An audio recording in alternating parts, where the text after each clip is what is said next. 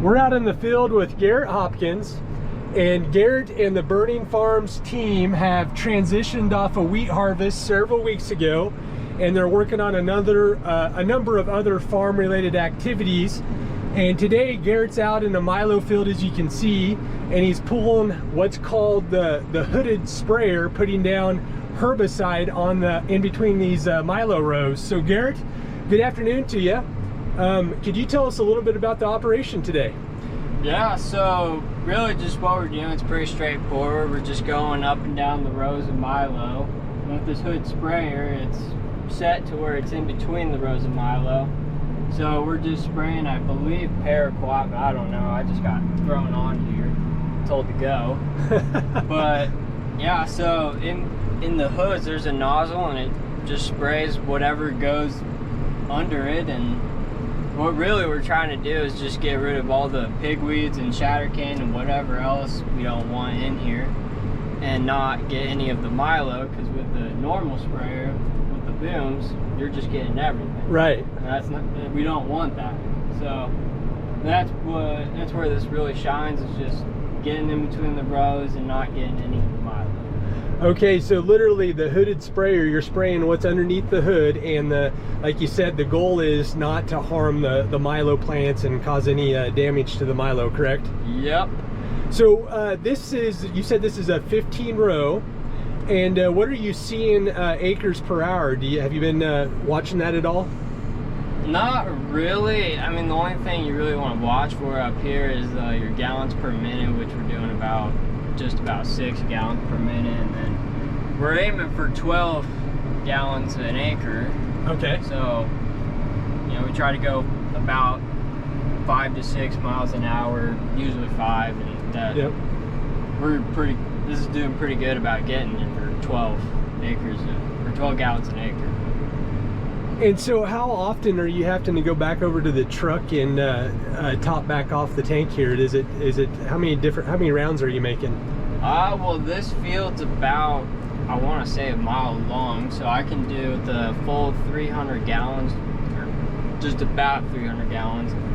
I'm able to go down and back twice, and then go top off. Okay.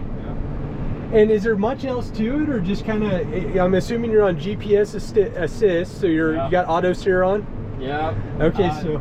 Yeah, this part's pretty straightforward. You just put the hood down, and then turn your pump on, and then turn the nozzles on, and off you go? Off you go, but when you go to load, it's a lot more complicated, just with all the nozzles and having to do it all in order, and making sure you don't fill and all that. So underneath the hood, would we just see kind of what we see on the spray rigs, or is that underneath the hood? Is it just a concentration of the herbicide? Do you know that right offhand? I think I may have looked like once before, but I'm pretty sure it's just a nozzle underneath there, and I think you can switch them out depending on what you want to do. But it's just a nozzle, and it just sprays straight down. It might be both sides. I'm not sure. I can't exactly remember, but it's pretty much what it is. Just spraying the whole thing. All right, and with the herbicide you're putting on, you should notice something within 24 hours, if not sooner, correct? Yeah, you'll definitely know where you messed up, and so you try not to mess up. Right. Yeah, it'll be a tattletale if you end up taking out a little bit of milo. Yeah, apparently last year I did good, so. And that was my first time, so hopefully this year I can repeat that. Now, do you have any issues with nozzles plugging up, or is there any type of maintenance you're having to do in the field, or is it running pretty good today? It's running pretty good. Last year I don't think I've ever had to get out and do anything, but so far I haven't had to do anything as well.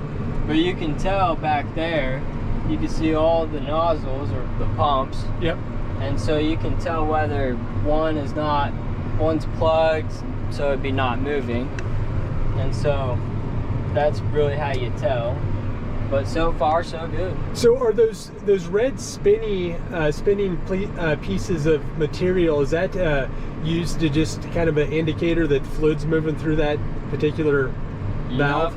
Yeah, it's pretty much just you can tell that things are flowing through, and if it's plugged or it's just not running, then those, I think there are balls in there or something, they'll just go to the ground and stop moving, or go to the bottom. Okay. Now, would you say, is the herbicide you guys are putting on, is it fairly concentrated, or is it kind of the standard mix that you would run in a spray rig? I'm not sure. I'm not the one who loaded it, but I think it looks like it's probably about the same concentration as a sprayer, I would say. Yeah. It doesn't look too dark like it does, you know, in the totes, the shuttles.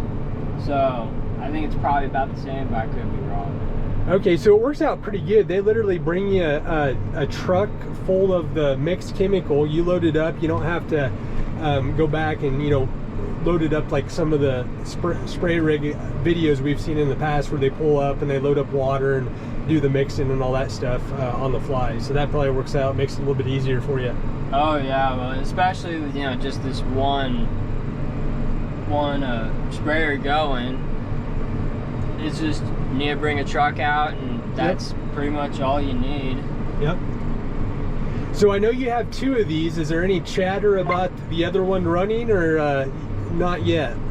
I have no idea. Like, you know, like last year, I just did the one field, and then that was it. We got moved to something else, and so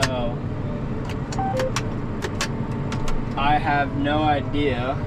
But we could run two if we wanted to, but who knows? Okay. Because I don't. Now, is it tricky as you make the turn here, or not really?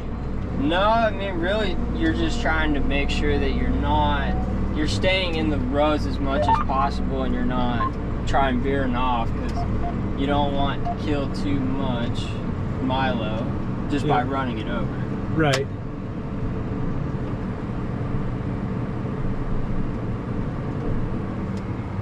Turn the pump on, turn the nozzles on, and then you're off.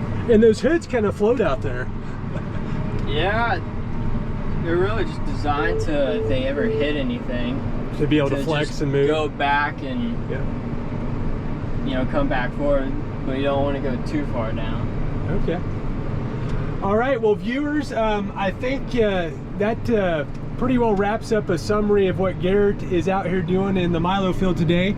As always, we're gonna grab some video outside the tractor, possibly Garrett, if we can, grab you loading up over there at the truck, and then we'll break out the drone, and we'll be putting some drone footage on top of this video, so you can kind of see the operation happening from a bird's eye view. So Garrett, thanks for letting us ride along with you today. Yeah, no problem. Come back again.